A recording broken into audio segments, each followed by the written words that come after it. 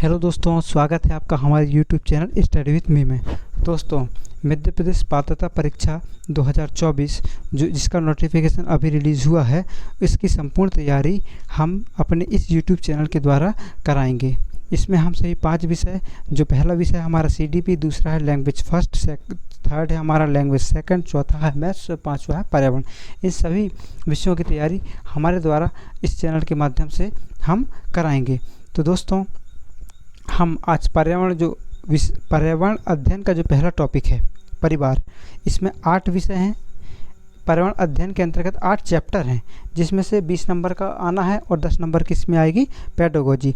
तो हम इसका जो पहला टॉपिक है परिवार, इसको क्लियर करेंगे। तो हम इसको पढ़ने से पहले मैं आपको अपने बारे में थोड़ा बताना चाहूँगा। मैंने वर्ग 3 पात्रता परीक्षा और वर्ग 2 मैथ्स से पात्रता परीक्षा को क्लियर किया हुआ है। हम जिस रणनीति से एग्ज़ाम को क्लियर किए हुए हैं, हम आपको भी उसी रणनीति से पढ़ाएंगे, जिससे कम समय में आप लोग भी कैसे 100+ मार्क्स इसमें लेके आ सकते हैं। जितने ज़्यादा मार्क्स आपके इसमें आएंगे, उतना ही फ़ायदा आपको चयन परीक्षा में मिलेगा, आपका कॉन्फिडेंस लेवल ऊंचा रहेगा। तो दोस्तों, हम अब चालू करते हैं। हमारा पहला जो टॉपिक है परिवार को हम इंग्लिश में बोलते हैं फैमिली। तो परिवार सामाजिक संगठनों में सबसे महत्वपूर्ण, सर्वव्यापी और प्राथमिक सामाजिक संगठन या समूह है। जो बालक की प्रथम पाठशाला होती है वो परिवार होती है। यहाँ से डायरेक्ट क्वेश्चन आता है कि जो बालक की पहली पाठशाला होती है वो क्या होती है। तो बालक की पहली पाठशाला होती है वो परिवार होती है। अब इसका जो तीसरा पॉइंट है, सामाजिकरण, संस्कृति के हस्तांतरण तथा सामाजिक नियंत्रण में भी परिवार की महत्वपूर्ण भूमिका होती है। प्राथमिक समाजीकरण है क्या है? शुरुआती आयु में परिवार और मित्रों से सीखना।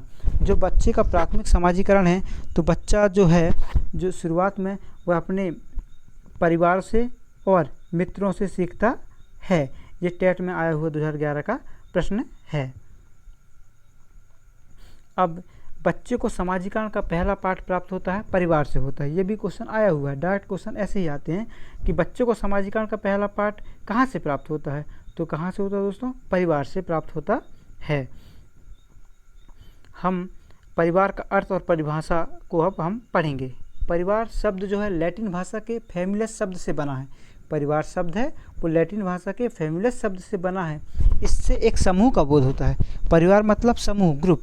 इससे एक समूह का बोध होता है, जिसमें एक समूह में माता पिता और अविवाहित बच्चे और नौकर आते हैं। इसमें हम देख पा रहे हैं कि इसमें माता पिता, अविवाहित बच्चे और नौकर आते हैं परिवार में। मैकाइवर जो हमारे मनोवैज्ञानिक थे और पेज के अनुसार, परिवार उस समूह को कहते हैं जो यौन संबंधों पर आधारित तथा इतना छोटा और शक्तिशाली है कि संतान के जन्म और पालन पोषण की व्यवस्था करने की क्षमता रखता है। कभी कभी परिभाषा दे देता है और पूछता है इसके राइटर कौन है, ये किसने लिखा। तो मैकाइवर और पेज के अनुसार आप देख सकते हैं, परिवार उस समूह को कहते हैं जो यौन संबंधों पर आधारित, जो हमारे यौन संबंध होते हैं उन पर आधारित इतना छोटा और शक्तिशाली है कि संतान के जन्म और पालन पोषण की व्यवस्था करने की क्षमता रखता है। वहीं एक और मनोवैज्ञानिक है क्लियर ने कहा है कि परिवार से तात्पर्य माता पिता और बच्चों के संबंधों की व्यवस्था से है। तो परिवार से तात्पर्य माता पिता होंगे और बच्चों के संबंध, उनके बीच जो संबंध होगा उसकी व्यवस्था से है। हमारे मनोवैज्ञानिक अरस्तु जी के अनुसार मनुष्य एक सामाजिक प्राणी है। इस डेफिनेशन को आप नोट डाउन कर लीजिएगा कि अरस्तु ने क्या कहा है। मनुष्य एक सामाजिक प्राणी है। मनुष्य वो है एक सामाजिक प्राणी है।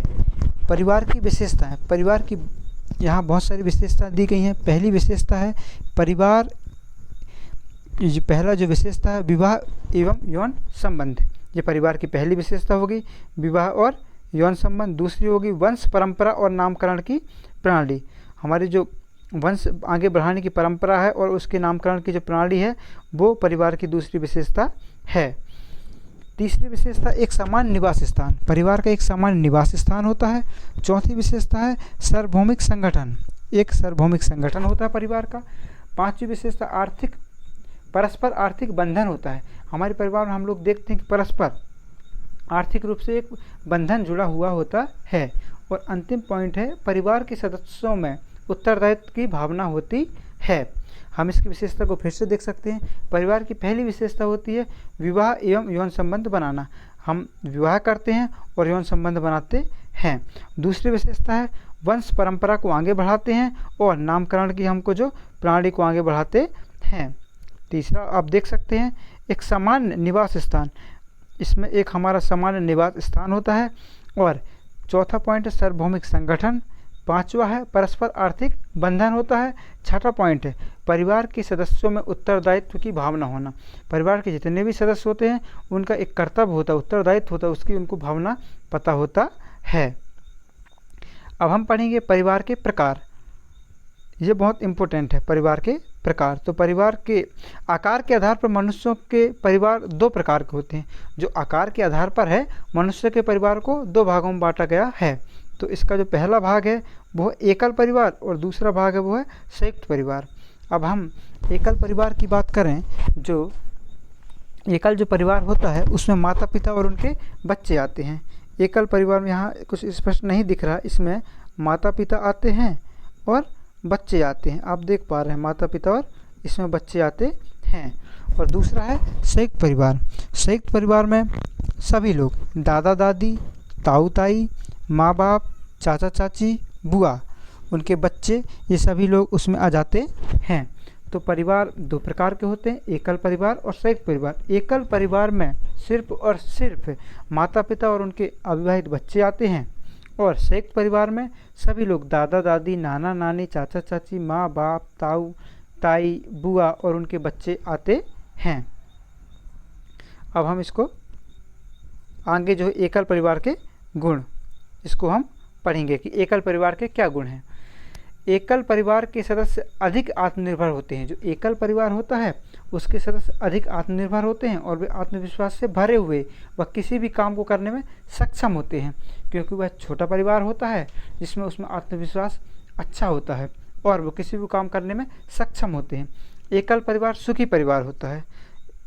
ये आ जाता है रिक्त स्थान में कि एकल परिवार क्या होता है। एकल परिवार सुखी परिवार होता है। एकल परिवार सदस्यों को अपने व्यक्तित्व का विकास करने का अवसर प्राप्त होता है। एकल परिवार सदस्यों को अपने व्यक्तित्व का विकास करने का अवसर प्राप्त होता है। एकल परिवार अपने सभी सदस्यों को शिक्षित होने का समान अवसर देता है। अब जब छोटा परिवार रहेगा तो स्वाभाविक सी बात उसके सभी लोगों को शिक्षित होने में या शिक्षा ग्रहण करने में ज़्यादा कठिनाई नहीं होगी। तो एकल परिवार अपने सभी सदस्यों को शिक्षित होने का समान अवसर देता है। एकल परिवार में पारिवारिक कलह की संभावना नहीं होती। जो एकल परिवार होता है उसमें पारिवारिक कलह, जो परिवारों में जो लड़ाइयाँ होती हैं उसकी संभावना बहुत कम हो जाती है। एकल परिवार में सामान्यतः कम आय होते हुए भी आर्थिक परेशानियों का सामना नहीं करना पड़ता। परिवार में सभी लोग खुश व प्रसन्नचित्त रहते हैं। अब सीधी सी बात है, जब एकल परिवार रहेगा तो व्यक्ति अगर कम आय भी रहेगी तो उसका खर्च कम रहेगा, तो आर्थिक परेशानी ज़्यादा नहीं आएंगी। तो परिवार के सभी लोग उसमें खुश रहेंगे और प्रसन्नचित्त रहते हैं। अब हम एकल परिवार के दोष पढ़ सकते हैं। तो एकल परिवार में प्राय बच्चों का उचित देखभाल नहीं हो पाता। अब एकल परिवार है उसमें माता पिता अपने बच्चों की देखभाल कहाँ तक कर पाएंगे, अनुशासन और नियंत्रण नहीं हो पाता है। एकल परिवार में स्वार्थ की प्रबल भावना पनपती रहती है। एकल परिवार तो उसमें स्वार्थ की सही बात है, प्रबल भावना पनपती रहती है। एकल परिवार को बुरे समय और अन्य संकट में कोई आर्थिक, शारीरिक, भावनात्मक सहारा नहीं मिलता। एकल परिवार रहेगा तो उसको बुरे समय जब होगा, किसी का एक्सीडेंट हो गया, कोई किसी का निधन हो गया, तो आर्थिक और शारीरिक और भावनात्मक सहारा सही में नहीं मिल पाता है।